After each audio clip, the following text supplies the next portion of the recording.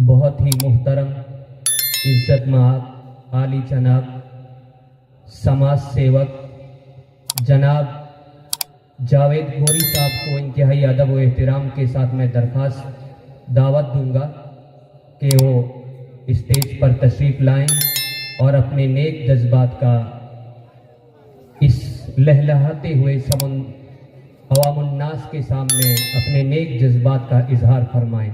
जनाब जावेद गोरी साहब।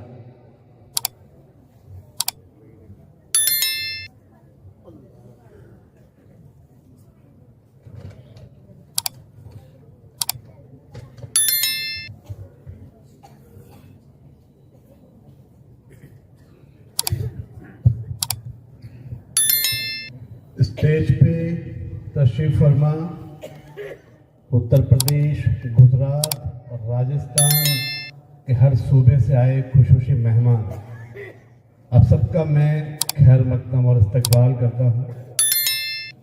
और मेरे सामने जो नौजवान मेरे भाई और जो मेरे बुजुर्ग बैठे हैं और प्यारे बच्चे बैठे हैं, बेहद मुझे खुशी है कि इतनी ठंड के बावजूद आप मौजूद हैं और आप बैठे हैं और ये आप एहसास दिला रहे हैं कि सच में अभी हम जिंदा हैं।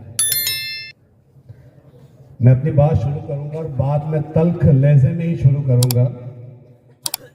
वक्त की फिक्र कर नादा, मुसीबत आने वाली है, तेरी बर्बादियों के मशवरे हैं आसमानों में, ना समझोगे तो मिट जाओगे ए हिंदी मुसलमानों, तुम्हारी दास्तां तक ना होगी दास्तानों में। हमारा रब एक है, हमारे नबी एक है, हमारा कुरान एक है, हमारा काबा एक है, फिर भी हम बटे हुए हैं। वो कैसे बटे हुए हैं उस पर आप गौर और फिक्र कीजिएगा, क्योंकि वक्त बहुत मुख्तसर और काफ़ी हजरात जो है उनकी बातें आपको सुननी ज़रूरी है। मैं बात करूँगा हालात पे, जिस दौर से आज हम गुजर रहे हैं उस हालात पे मैं बात करना चाहूँगा।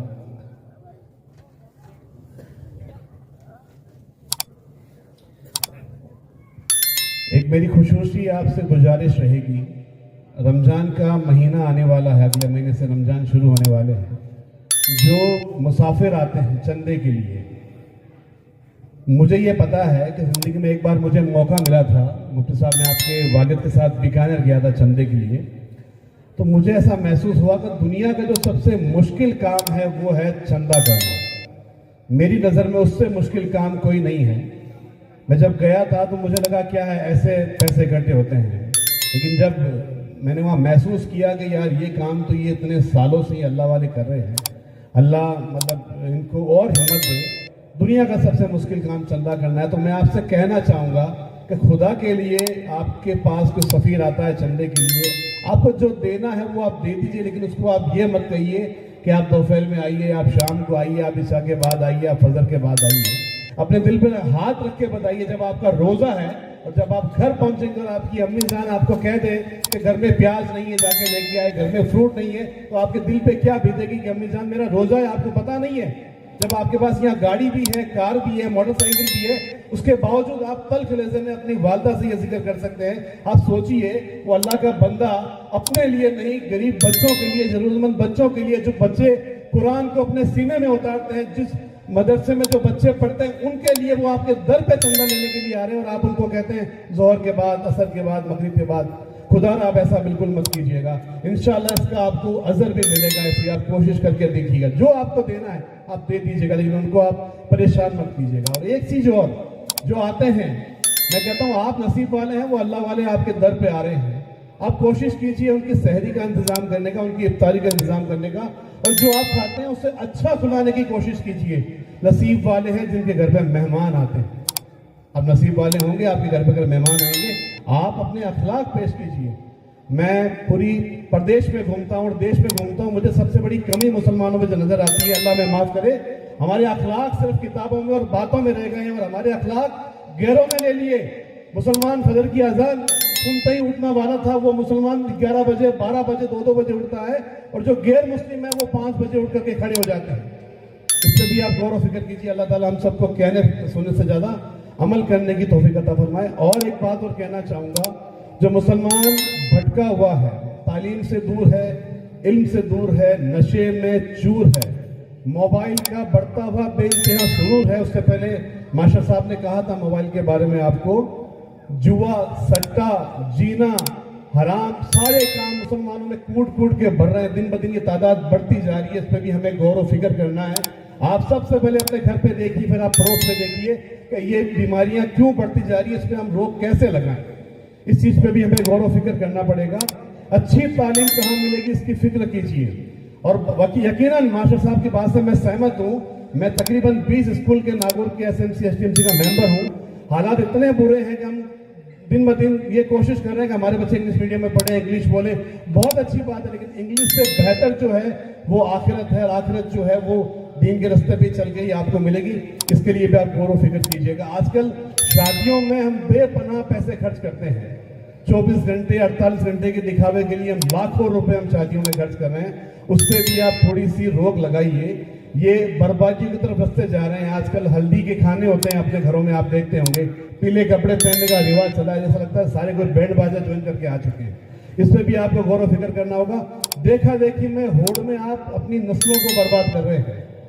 सिर्फ 48 घंटे का 24 घंटे का दिखावा में लाखों रुपए का आप टेंट लगा देते हैं, डीजे बजाते हैं, बैंड बाजे बजाते हैं, कपड़े आपके 20-20 हजार के, 50-50 हजार के आपके कपड़े होते हैं। नई नई रस्में जो आप चला रहे हैं, इस रस्मों पे आप रोक लगाइए। अल्लाह के रसूल ने कितना आसान कर दिया निकाह।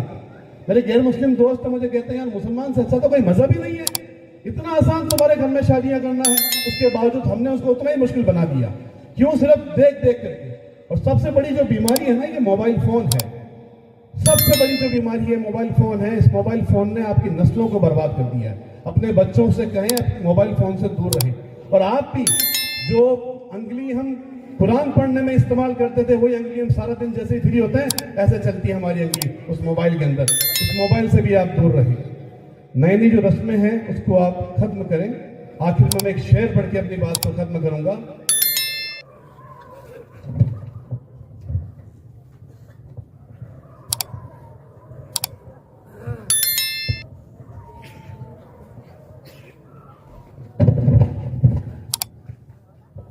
वक्त की ये जरूरत समझ लो। बहुत पते की बात कर रहा हूं, उम्मीद है आपको असर करेगी। वक्त की ये जरूरत समझ लो, बिन पढ़े अब गुजारा नहीं है। ना कोई रहनुमा ना हुकूमत, कोई भी अब तुम्हारा नहीं है।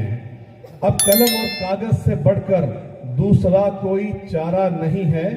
पढ़ने लिखने से सब कुछ बनेगा, दौरे हाजिर भी और आखिरत भी। कब तलक रोते रोते कहोगे, दौरे हाजिर तुम्हारा नहीं है। हर तरफ जुल्म की साजिशें हैं, गर इनसे बचने की ख्वाहिशें हैं। सिर्फ तालीम ही है अब सहारा, और कोई दूसरा सहारा नहीं है, और कोई दूसरा सहारा नहीं है। और सच में आप जिंदा हैं तो अपने बच्चों को कलम थमा दीजिए। खुदा की कसम, अपनी लज्जत भरी जिंदगी को आप थोड़ा सा कम कर देंगे, आप मर नहीं जाएंगे।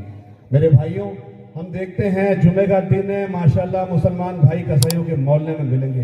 अल्लाह के बंदो, नहीं खाओगे तो नहीं मर जाओगे, मेरी गारंटी मुझसे लिखवा के ले लो। आधी रोटी खाओ, बड़े बड़े उलमा कह रहे हैं आधी रोटी खाओ, लेकिन अपने बच्चों को पढ़ाओ। इल्म क्या होता है वो देखिए। अभी आपके सामने देखा होगा आपने, इंग्लिश के 2 टीचर मौजूद थे।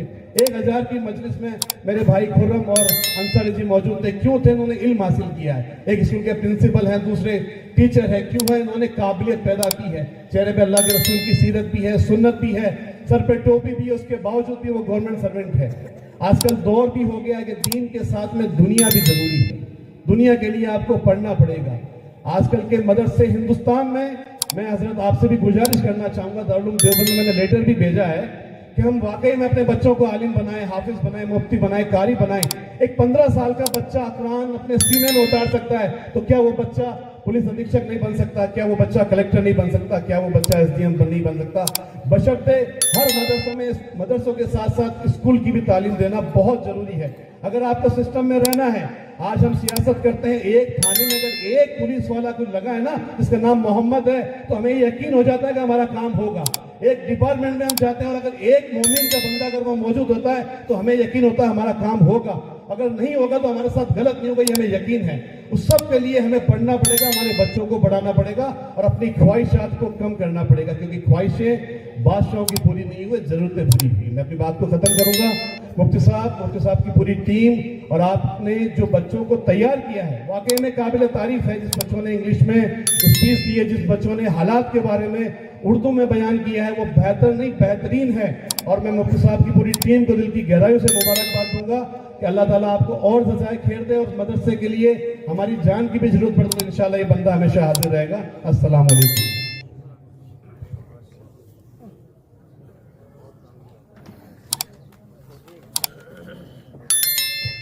जज़ाकल्लाहु खैरा व अहसनल जज़ा। अल्लाह रब्बुल इज़्ज़त हम सबको इन अहम और ज़रूरी बातों पर अमल करने की तौफीक अता फरमाए।